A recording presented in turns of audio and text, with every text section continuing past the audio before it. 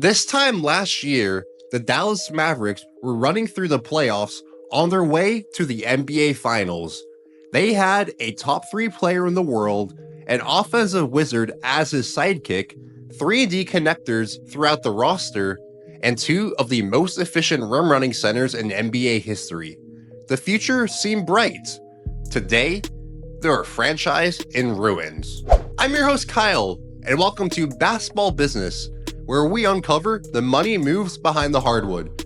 If you're a hoops fan trying to understand the business side of the game, hitting subscribe means you'll never miss these deep dives we do on the financial plays that influence your favorite sport. Today, we're exploring how Nico Harrison dismantled what was once a model NBA franchise through a series of disastrous moves that led to one of the most shocking trades in NBA history. But this isn't just about a bad trade. It's about poor leadership, unchecked ego, and how destroying a team's culture can cost a franchise hundreds of millions of dollars.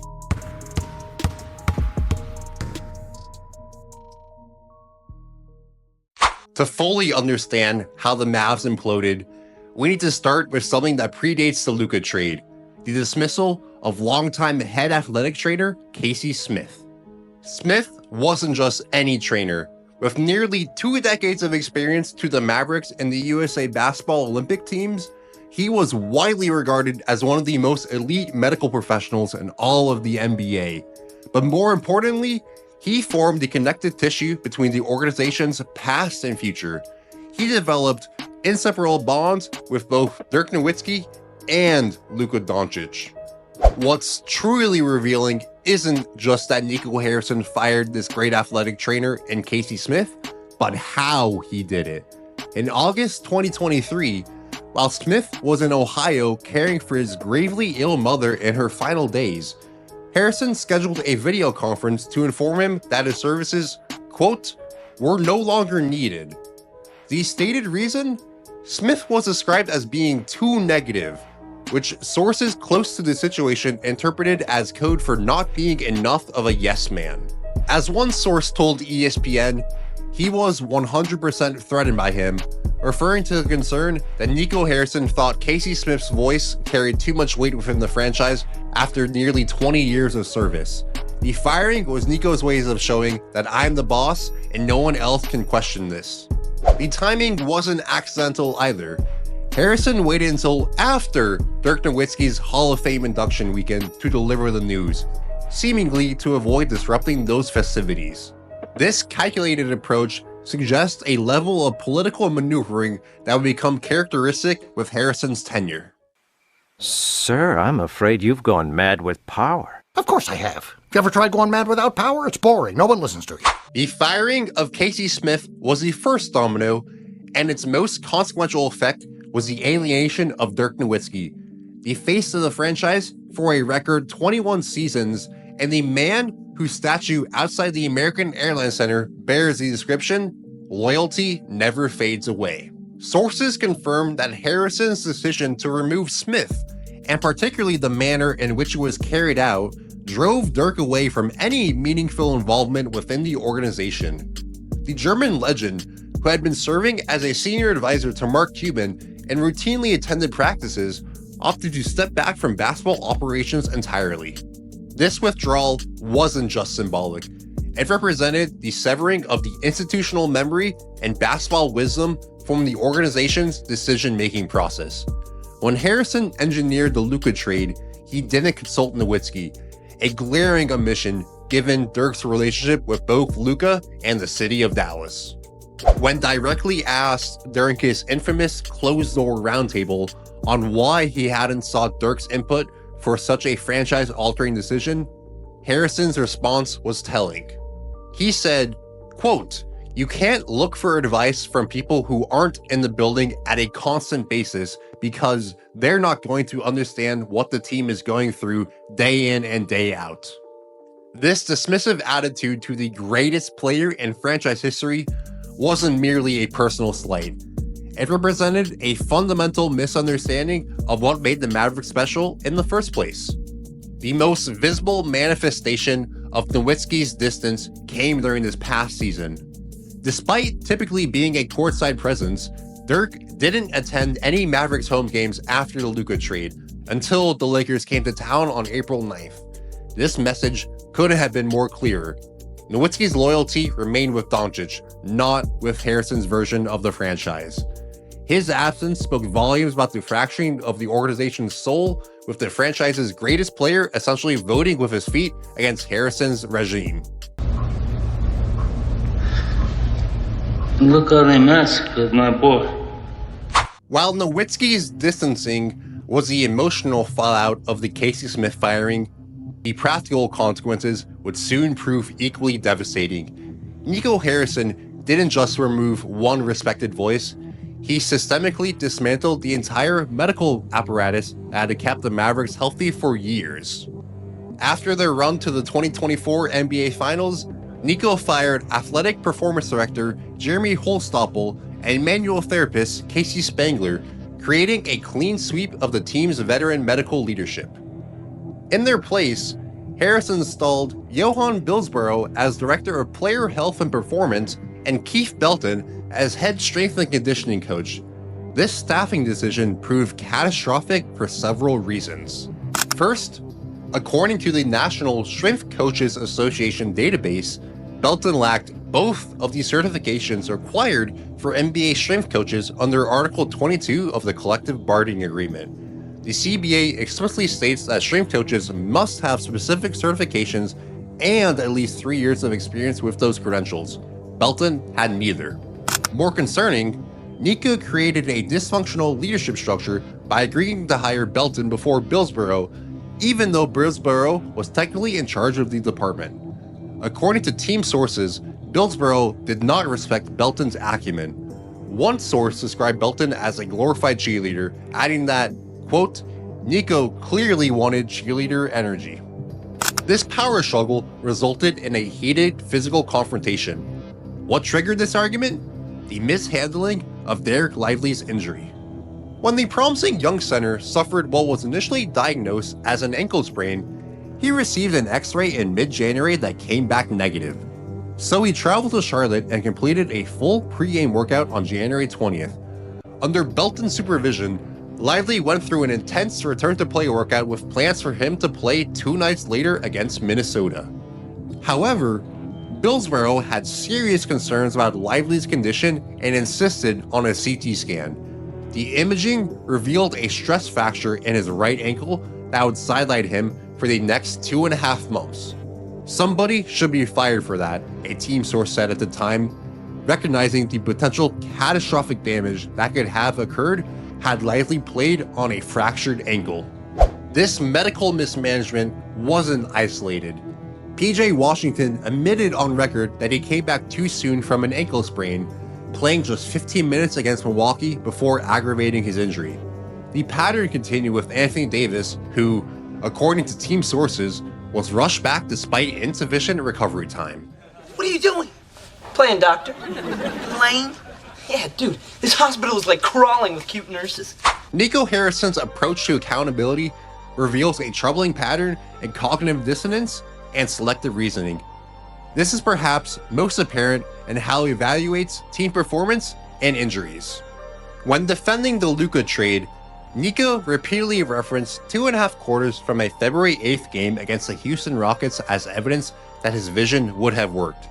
During this stretch, the Mavericks, with a healthy Kyrie Irving, Klay Thompson, PJ Washington, Anthony Davis, and Daniel Gafford on the floor together, showed flashes of the championship caliber team Harrison envisioned. However, this carefully curated sample ignores crucial context.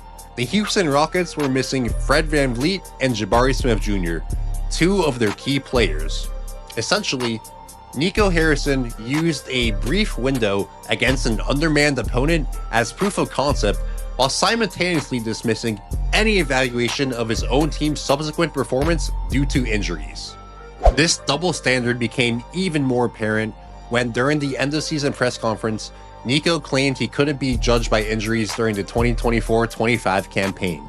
And I don't think I can be judged by the injuries this year.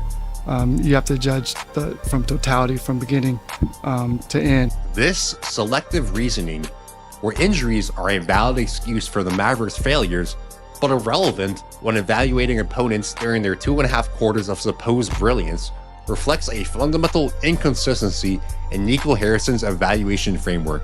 It suggests that his analysis isn't driven by objective criteria, but by what best supports his predetermined conclusions. While Nico Harrison's decisions are devastating from a basketball perspective, the off-court money implications are equally as staggering. His actions have created a financial catastrophe that ESPN reports could cost the Mavericks 9 figures over the coming years. Season ticket cancellations flooded in after the trade, forcing the team to offer limited refunds, yet inexplicably, the organization announced an 8.61 average price increase for 2025-26. Meanwhile, Luka's number 77 Lakers jersey became the NBA's most popular selling jersey, with that revenue now benefiting the Lakers instead of the Mavs. But the brand damage extends beyond merchandise. Multiple sponsors reportedly severed ties with the organization, and the reputation hit became so notorious that Southwest Airlines responded to backlash over its own bag policy change with the social media quip, "It's not like we traded Luka." By trading away a 26-year-old generational talent who was the first international player to top the NBA's jersey sales list, the Mavericks sacrificed potentially decades of revenue growth tied to global marketing opportunities. Here's the thing. When a company screws up, best thing to do is call a press conference. Alert the media, and then you control the story. Wait for them to find out, and the story controls you. That's what happened to OJ. The pattern of behavior I just detailed points to a disturbing conclusion. The Luka Dončić trade wasn't fundamentally about basketball strategy, but about organizational control. When the Adelson and Dumont families purchased a majority share of the Mavericks in December of 2023, Nico Harrison seized the opportunity to consolidate power. Sources indicate he convinced new governor Patrick Dumont that it would be impractical for him to continue answering to 2 bosses, effectively pushing Mark Cuban out of basketball operations entirely. The extent of this power shift became clear in the Luka trade aftermath. Cuban learned of the deal via text message from Harrison only minutes before the news broke publicly. Despite attempts to convince Nico to back out, he had no leverage. In a later WFAA interview, Cuban criticized the return package, noting that with 4 unprotected number 1s in Anthony Davis and Max Christie, this would be a different conversation. Harrison's mantra of, "I move by faith, not by fear," rings particularly hollow given that he negotiated with only one team out of grave fear that this news would leak. This selective approach likely cost the Mavericks significant additional assets, and rather than engaging with critics, he essentially disappeared from public view for weeks. He skipped the traditional post-trade deadline media availability. He hid in the tunnel while 20,000 people called for him to be fired.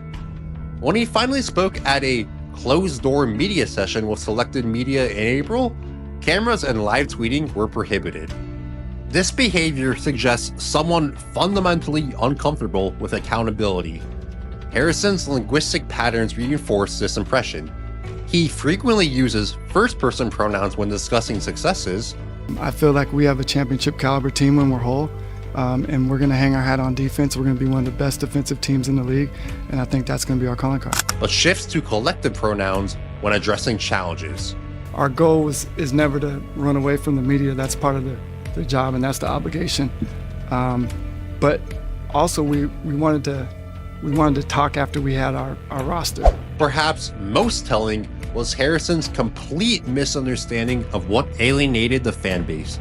The statement, "I believe winning will help repair the relationship with the fans," reduces the complex emotional connection between fans and their team to a simple transactional relationship.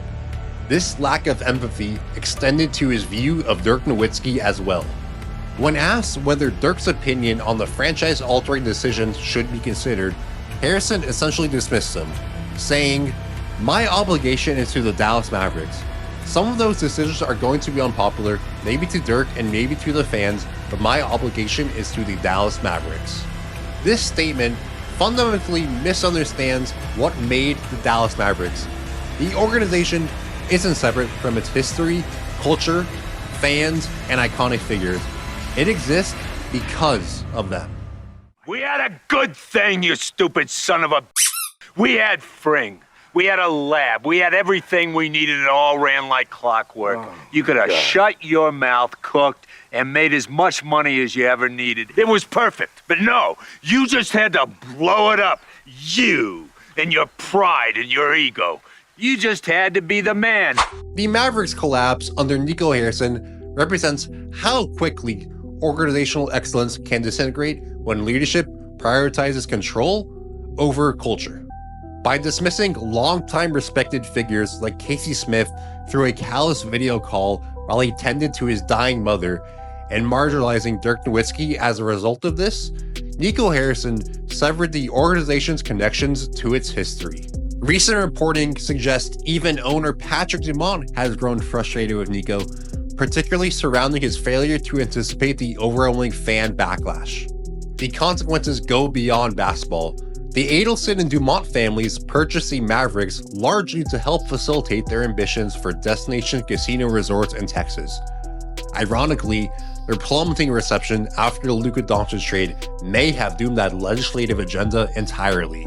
Harrison's inability to understand the emotional connection between fans and star players, evidenced by his admission that he, quote, didn't quite know the level of fan attachment to Luka, revealed a critical empathy gap in his leadership approach.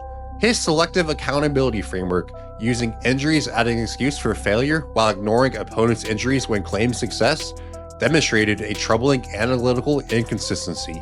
Ultimately, the 9-figure financial impact of trading Luka Dončić underscores a key truth about sports economics. Franchise players create value that extends far beyond their on-court contributions. This will probably be Nico Harrison's lasting legacy, dismantling a contender not primarily for basketball reasons, but in service of his own ego and organizational control. Thank you for watching this analysis of the Mavericks front office collapse. If you enjoyed this breakdown of the business decision behind basketball's most shocking implosion, please like, comment, subscribe, and share with other fans who appreciate the deeper financial and strategic factors that shape the game we love. Until next time, this is Kyle with Basketball Business.